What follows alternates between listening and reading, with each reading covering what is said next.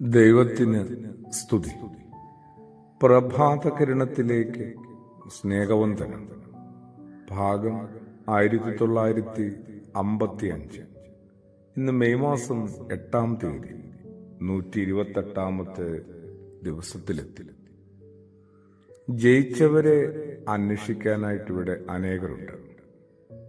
വിജയിച്ചവർക്ക് വേണ്ടി കാത്തു നിൽക്കാനും അവരെ സ്വീകരിക്കാനായിട്ട്, ആശ്ലേഷിക്കാനായിട്ട്, അഭിനന്ദിക്കാനായിട്ട്, അവർക്കൊപ്പം നിന്ന് സെൽഫി എടുക്കാനായിട്ട്.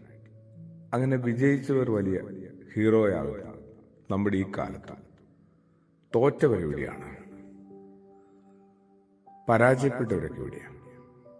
മലയാളത്തിൻ്റെ വലിയ ചിന്തകനും പ്രിയപ്പെട്ട അധ്യാപകനും ഒക്കെ ആയിരുന്നു എം.എൻ. വിജയൻ മാഷിൻ്റെ ഒരു ഓർമ്മപ്പെടുത്തലുണ്ടായിരുന്നു. ജയിച്ചവരെയൊക്കെ അനുമോദിക്കുന്ന സമ്മേളനങ്ങളിൽ തോറ്റവരെക്കുറിച്ചൊരു ആലോചനയും ആകുലതയും വേണമേ എന്ന്.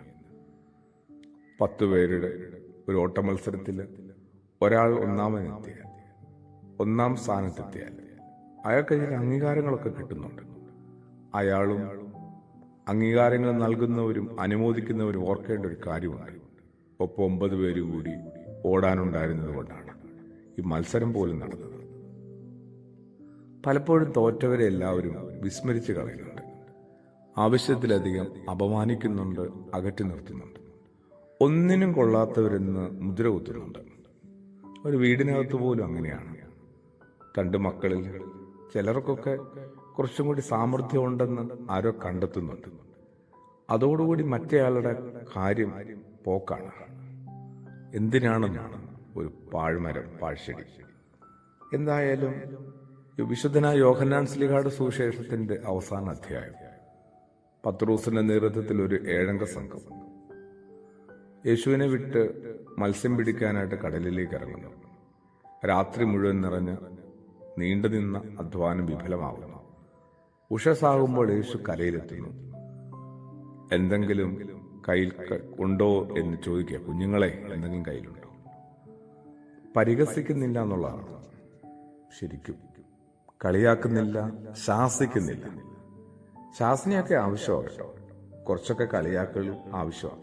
പക്ഷെ അത് നമ്മളെപ്പോലെ ഇങ്ങനെ നിരന്തരം എടുത്ത് പയറ്റരുത്. യേശു അവരുടെ പരാജയത്തെ പോലും ആദരവോടെ കാണുകയാണ്.